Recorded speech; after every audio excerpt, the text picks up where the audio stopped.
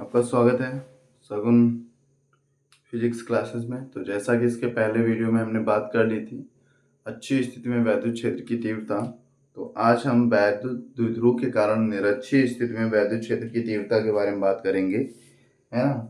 तो चलिए बात करते हैं निरक्षीय स्थिति। निरक्षीय स्थिति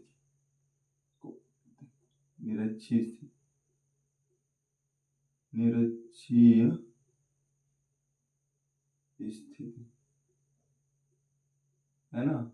अच्छी हो गया तो बेटा निरक्षीय के बारे में बात करना। तो मान लेंगे हमारे पास एक डाइपोल है, वैद्युत द्विध्रुव है।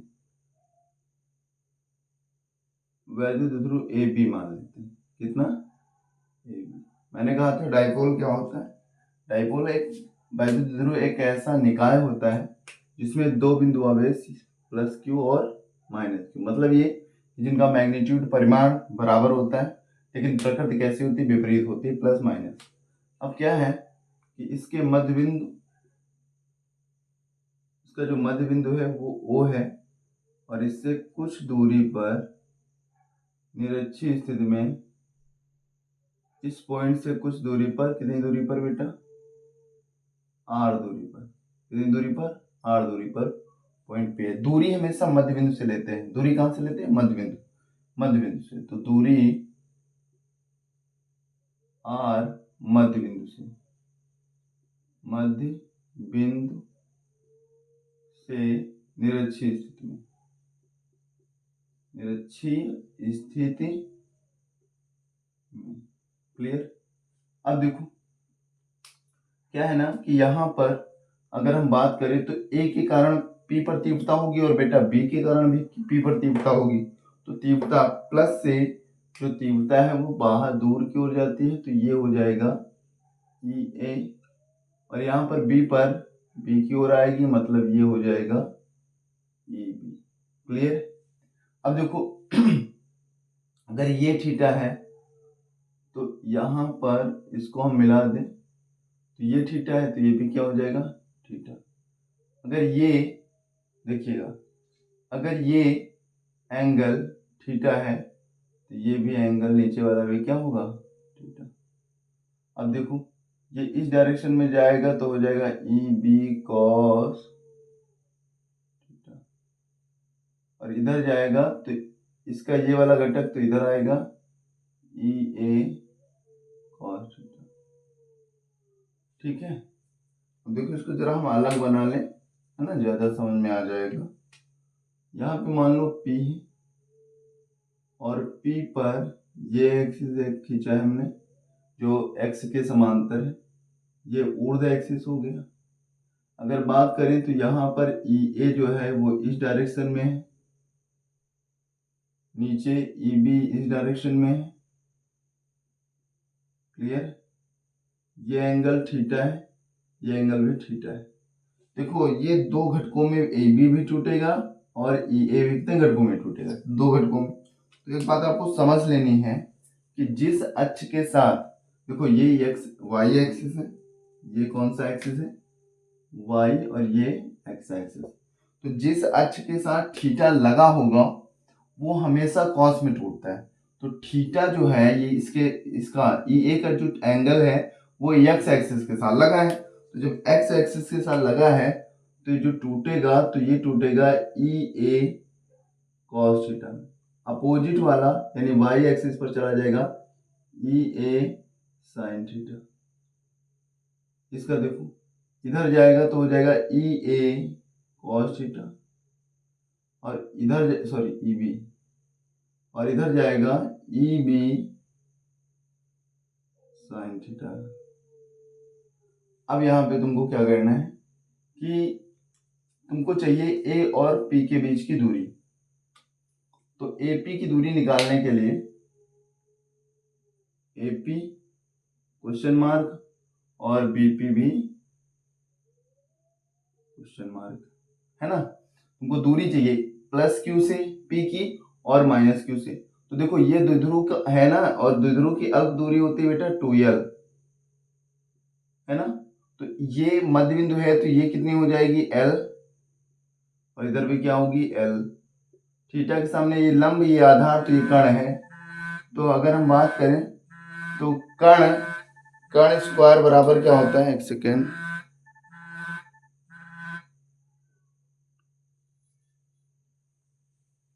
क्या होता है, देखो कर्ण स्क्वायर अगर बात करें त्रिभुज ए ओ पी में, ए ओ पी में कर्ण स्क्वायर बराबर क्या होता है, लंब स्क्वायर प्लस आधार स्क्वायर। यही तो होता है, कोई भी एक भुजा ले लो, ए ओ पी हमने लिया है, तो कर्ण क्या है, एपी, कर्ण है एपी।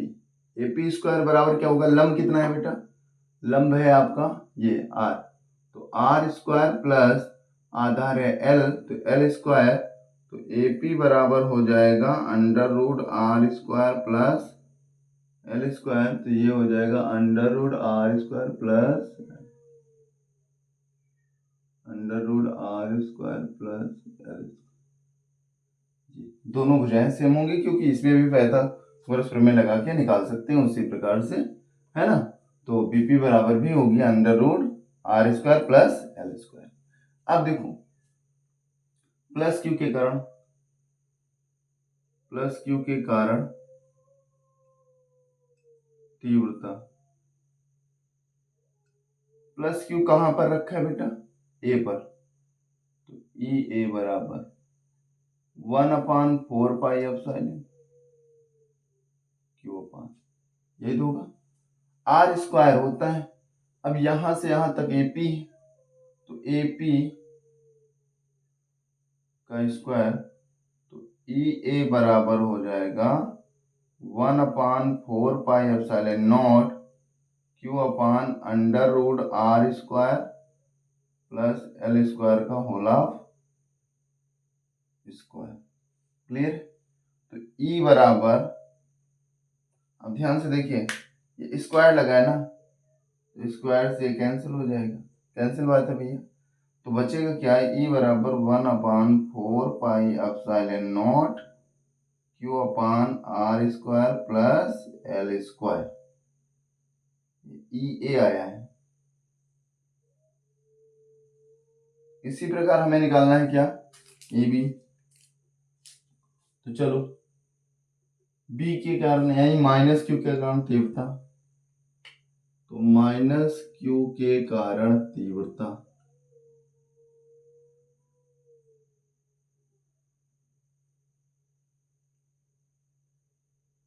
तीव्रता माइनस क्यू के कारण जब तीव्रता की बात करेंगे तो ई बी, फिर से फार्मूला तो वही रहेगा 1/4 पाई एप्सिलॉन नॉट क्यू अपान यहां से यहां तक बीपी स्क्वायर, क्या होगा बेटा, बीपी स्क्वायर। अब बीपी की वैल्यू कितनी है, बीपी की वैल्यू है यही एपी बराबर अंडर रूट, जो बीपी है वही एपी है, तो कितना है, तो हम यहाँ पे लिख सकते हैं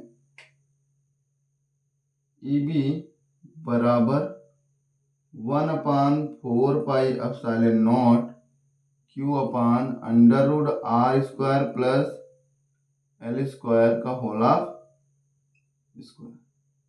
तो ईबी बराबर, फिर से स्क्वायर से रूट कैंसिल हो जाएगा, स्क्वायर से रूट कैंसिल हो जाएगा, तो बचेगा क्या, 1/4 pi epsilon not Q upon R square plus L square, ये हो गया।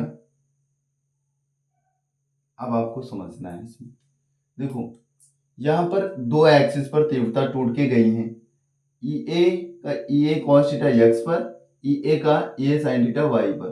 तो हम वाई अक्ष के लिए बात करें,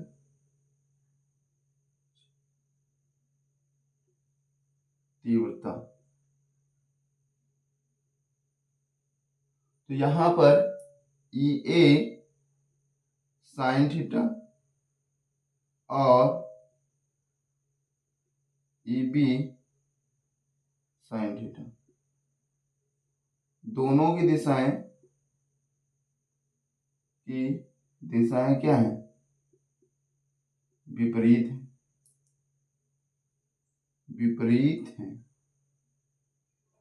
और वेक्टर्स का सदिश का एक नियम होता है कि अगर दिशाएं विपरीत हों तो परिणामी तीव्रता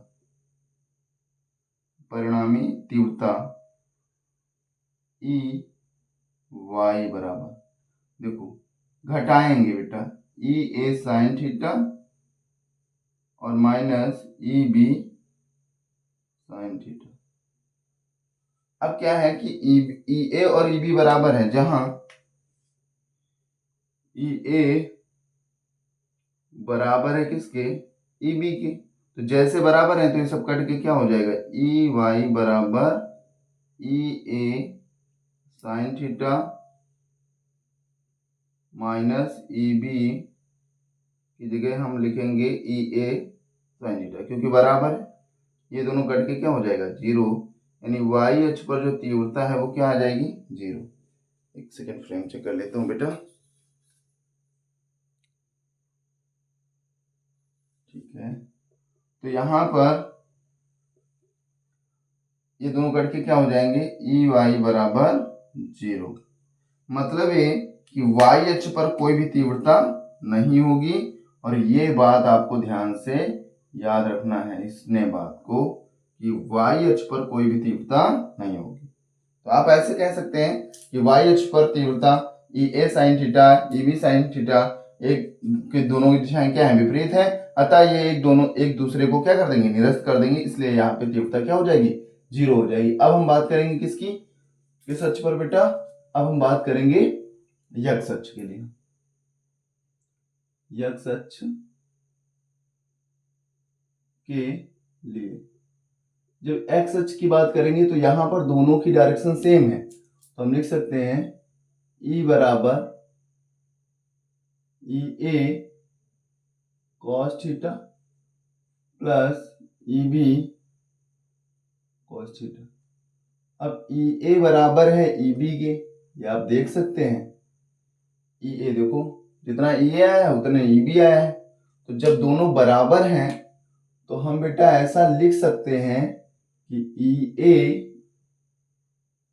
cos theta plus E A cos theta, दोनों जोड़कर क्या हो जाएगा, ई बराबर हो जाएगा 2EA कॉस थीटा। क्लियर है। अब ई ए की वैल्यू 1 ई बराबर 1/4πε0 और Q upon R square plus L square. और कॉस थीटा की वैल्यू हमें निकालना है, तो कॉस थीटा की वैल्यू हम कैसे निकालेंगे इसके बारे में थोड़ा समझ लीजिए। कॉस थीटा देखो बेटा, इसमें लगा दो त्रिभुज AOP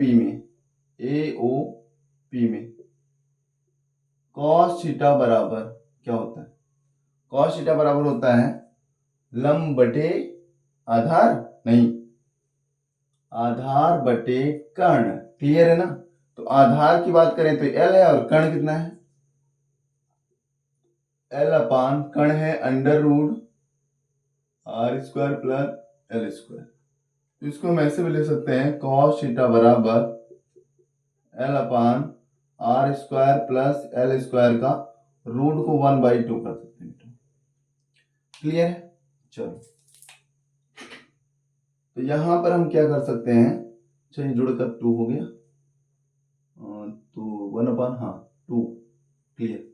अब देखो यहां पर वैल्यू रखेंगे ई बराबर 1/4πε0 2Q और R square plus L square की पावर 1 है ना। और इनटू में आ जाएगा L अपान कॉस थीटा की जगह ये वैल्यू रखेंगे, कॉस थीटा की जगह ये वैल्यू रख देंगे, तो क्या आ जाएगा R square plus L square की हाफ पावर। क्लियर है। अब देखो ये एक पावर है और यहां पर 1/2 है, तो टोटल मिलकर 1 + 1 1/2 मिलकर हो जाता है बेटा 1 + 1/2 इसको अगर जोड़ेंगे तो 1 लेंगे, 3/2 आएगा। क्या आएगा? 3/2। तो हम लिखेंगे E बराबर 1/4πε0 और यहाँ पे होगा 2QL by R² plus L² का होल 3/2। क्लियर? अब देखिए, अगर 3/2 है तो मैंने कहा कि L is less than R से, तो L² is very very less than R² से, अतः L² को नगण्य मानने पर, L² को नगण्य, क्यों? सूक्ष्म राशि नगण्य मानने पर। और ये तो हो गया। जहां एक बात और आपको याद रखना है, जहां P बराबर होता है 2QL, बस फाइनली क्वेश्चन आंसर आ जाएगा। E बराबर 1/4πε0 और यहाँ 2QL की जगह हम क्या रखेंगे? P रखेंगे, P, और बटे में जहाँ पे R² है तो R² बचेगा, L² समाप्त हो जाएगा, R² की पावर 3/2, 2 से 2 कैंसिल, तो फाइनली जो E बराबर आया वो आएगा 1/4πε0 P/R³। क्लियर है? तो जो आपका फाइनल फार्मूला निकल के आया वो क्या आया बेटा? फाइनल फार्मूला निकल के आया है E बराबर यहाँ पे देखिए 1/4πε0 P/R³। ठीक है? तो ये हो गया निरक्षीय स्थिति में वैद्युत क्षेत्र की तीव्रता। तो अगर कोई समस्या हो तो कमेंट बॉक्स में नीचे लिख दीजिएगा, कमेंट करते रहिए। बाकी मिलते हैं नेक्स्ट क्लास में। बहुत बहुत धन्यवाद।